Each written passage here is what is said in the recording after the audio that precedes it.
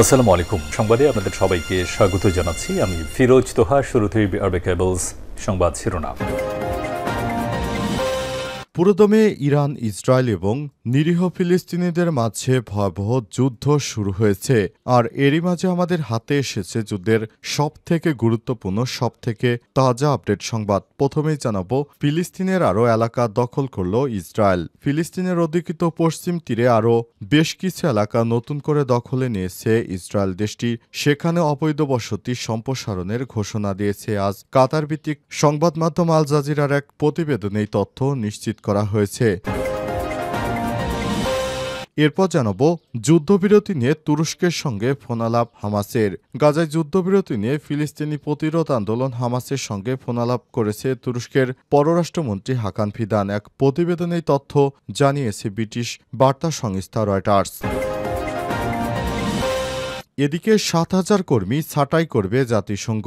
প্রায় ৭,০০০ কর্মী ছাঁটাইয়ের প্রস্তুতি নিচ্ছে জাতিসংঘ। রয়টার্সের হাতে আসা একটি অভ্যন্তরীণ স্মারকলিপি অনুসারে জাতিসংঘ সচিবালয় $৩.৭ বিলিয়ন বাজেট ২০% কমানোর জন্য ৬,৯০০ জনকে ছাঁটাইয়ের প্রস্তুতি নিচ্ছে।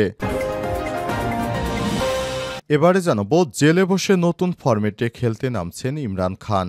জেলে বসে নতুন ফরম্যাটে খেলতে নেমেছেন পাকিস্তানের সাবেক প্রধানমন্ত্রী ইমরান খান। তিনি জানিয়েছেন, পাকিস্তানের সাথে তিনি দেওয়া নেওয়ার জন্য প্রস্তুত। আজ পাকিস্তানের সংবাদ মাধ্যম দ্য এক্সপ্রেস ট্রিবিউনের এক প্রতিবেদনে এই তথ্য নিশ্চিত করা হয়েছে।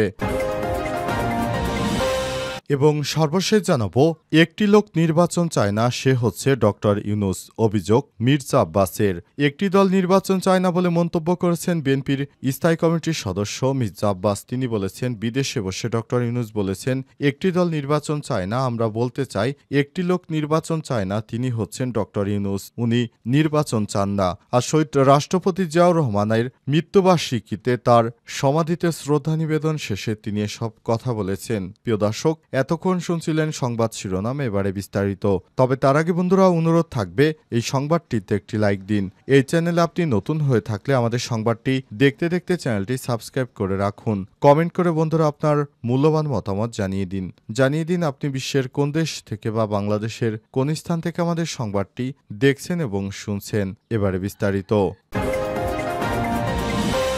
ফিলিস্তিনের আরও এলাকা দখলের ঘোষণা ইসরায়েলের। ফিলিস্তিনের অধিকৃত পশ্চিম তীরের আরও বেশ কিছু এলাকা দখল করে সেগুলো নিজেদের নামে নিয়ে ঘোষণা দিয়েছে ইসরায়েল। দেশটি সেখানে অবৈধ বসতি সম্প্রসারণের ঘোষণা দিয়েছে। আজ আল জাজিরার এক প্রতিবেদনে এই তথ্য জানানো হয়েছে। প্রতিবেদনে বলা হয়েছে, ইসরায়েল সরকার ঘোষণা করেছে যে তারা অধিকৃত পশ্চিম তীরে ফিলিস্তিনি ভূমিতে ২২টি অবৈধ বসতি স্থাপন করবে। এর মধ্যে কিছু তথাকথিত আউটপোস্ট রয়েছে যেগুলো ইতিমধ্যেই সরকারি অনুমোদন ছাড়াই নির্মিত হয়েছে। এই পদক্ষেপের তীব্র নিন্দা জানিয়েছে ফিলিস্তিনি কর্মকর্তারা এবং মানবাধিকার সংগঠনগুলো। বৃহস্পতিবার ইসরায়েলের প্রতিরক্ষামন্ত্রী ইসরায়েল কার্তস ও অর্থমন্ত্রী বেজালেল স্প্যান্টিস এই সিদ্ধান্তের ঘোষণা করেছেন। কার্তস বলেন, এই পদক্ষেপ জুডিয়া এবং সামারিয়ায় আমাদের নিয়ন্ত্রণকে শক্তিশালী করবে। ইসরায়েল ইতিমধ্যেই পশ্চিম তীর জুড়ে ১০০টিরও বেশি অবৈধ বসতি স্থাপন নির্মাণ শুরু করেছে,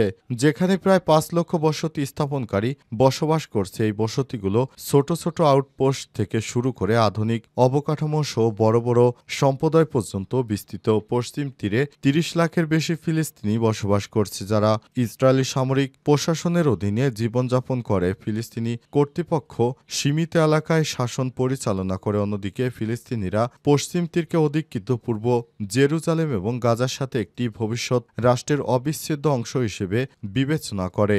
দখলদার ইসরায়েলের প্রধানমন্ত্রী ক্ষমতায় আসার পর তিনি মুসলিম বিশ্বকে নিশ্চিহ্ন করার যে প্ল্যান আঁকছেন সেগুলো এখন জনসম্মুখে প্রকাশিত হয়েছে। দিনে দিনে বন্ধুহীন হয়ে পড়েছে দখলদার ইসরায়েলিরা। যুদ্ধবিরতি নিয়ে তুরস্কের সঙ্গে ফোনালাপ হামাসের। গাজা যুদ্ধবিরতি নিয়ে ফিলিস্তিনি প্রতিরোধ আন্দোলন হামাসের সঙ্গে ফোনালাপ করেছে তুরস্কের পররাষ্ট্রমন্ত্রী হাকান ফিদান। এক প্রতিবেদনে তথ্য জানিয়েছে ব্রিটিশ বার্তা সংস্থা রয়টার্স।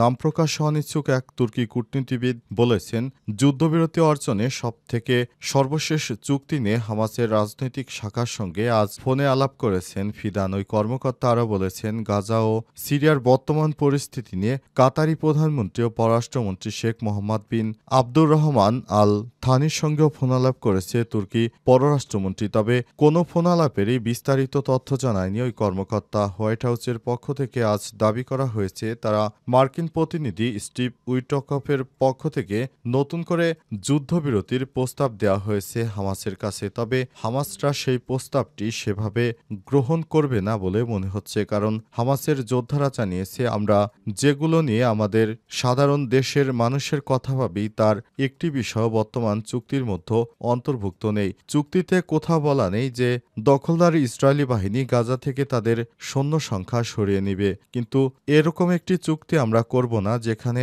সাধারণ নিরীহ ফিলিস্তিনিদের কোনো স্বার্থ নেই। সুতরাং তার ভাষ্যমতে, সেই হামাস নেতার ভাষ্যমতে এখন স্পষ্ট বার্তা হয়ে দাঁড়িয়েছে যে গাজা যুদ্ধে এখন হামাস আর এবার যুদ্ধবিরতিতে সম্মতি হবে না। তবে যুক্তরাষ্ট্রের মধ্যপ্রাচ্য বিষয়ক প্রতিনিধি উইটকফের সঙ্গে কথা বলেছেন ইসরায়েলের প্রধানমন্ত্রী বেঞ্জামিন নেতানিয়াহু। তিনি জানিয়েছেন, আমরা দখলদার ইসরায়েলের প্রধানমন্ত্রী এই যুদ্ধবিরতিতে রাজি আছে। বিনিময়ে তারা হামাসের হাতে যত বন্দী আছে সবগুলোকে ছেড়ে দিতে বলেছে। কিন্তু এই যুদ্ধটি সীমিত কয়েকদিনের জন্যই যুদ্ধবিরতি। হামাসের হাত থেকে তাদের জিম্মিদের ছাড়িয়ে আনার নতুন এক কৌশল। এরপরই আবার নেতানিয়াহু নতুন করে ফিলিস্তিনে হামলা চালাবে।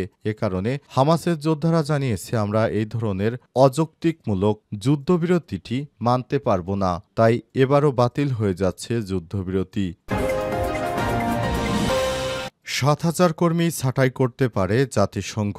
জাতিসংঘ থেকে জানানো হয়েছে তারা তাদের বাজেট কমানোর কারণে তারা ৭,০০০ কর্মী ছাঁটাই করতে পারে। আজ বিষয়টি নিশ্চিত করা হয়েছে।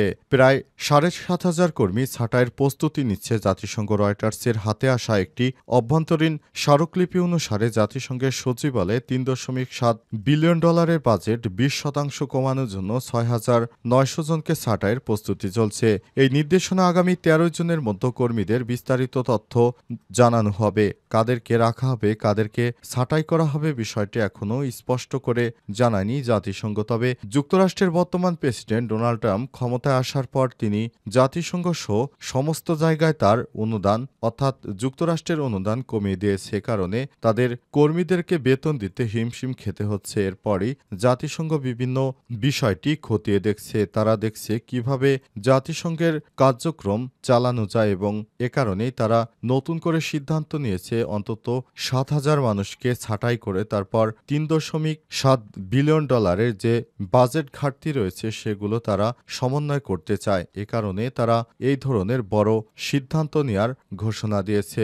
জাতিসংঘের এই ধরনের সিদ্ধান্ত নেওয়ার ফলে পুরো জাতিসংঘের কর্মকর্তা কর্মচারীরা একরকম হতাশার মধ্যে আছে, কারণ কখন কার চাকরি চলে যায় সে বিষয়ে এখনো কোনো ধারণা পাওয়া যাচ্ছে না। এ নিয়ে পুরো জাতিসংঘে একটি হইচই পরিস্থিতি তৈরি হয়েছে। একটি লোক নির্বাচন চায় না, সে হলেন ডক্টর ইউনূস। অভিযোগ বিএনপির জাতীয় স্থায়ী কমিটির সদস্য মির্জা আব্বাসের। একটি দল নির্বাচন চায় না বলে মন্তব্য করেছেন বিএনপির স্থায়ী কমিটির সদস্য মির্জা আব্বাস। তিনি বলেছেন, বিদেশে বসে ডক্টর ইউনূস বলেছেন একটি দল নির্বাচন চায়। আমরা বলতে চাই একটি লোক নির্বাচন চায় না, তিনি হচ্ছেন ডক্টর মোহাম্মদ ইউনূস। উনি নির্বাচন চান না। আজ রাষ্ট্রপতি জিয়াউর রহমানের ৪০তম মৃত্যুবার্ষিকীতে তার সমাধিতে শ্রদ্ধা নিবেদন শেষে সব কথা বলেছেন তিনি।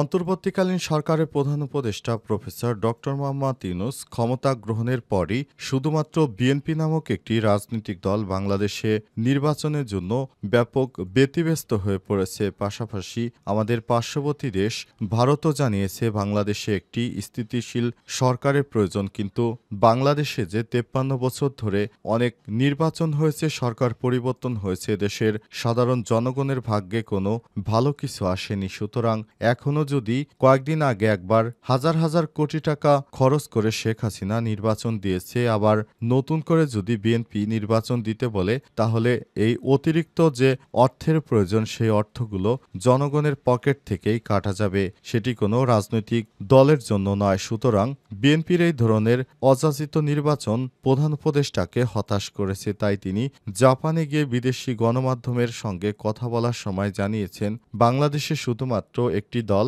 অর্থাৎ বিএনপি ছাড়া আর কোনো রাজনৈতিক দল নির্বাচন চায় না। প্রকৃতপক্ষে বাংলাদেশ জামাত ইসলাম, এনসিপি সহ বৃহত্তর যে রাজনৈতিক দল রয়েছে, শুধুমাত্র বিএনপি ছাড়া অন্য কোনো রাজনৈতিক দল বর্তমানে বাংলাদেশে নির্বাচন চায় না, সেটি জানিয়েছেন অন্তর্বর্তীকালীন সরকারের প্রধান উপদেষ্টা। এতেই বিএনপির জ্বালাপোড়া শুরু হয়েছে।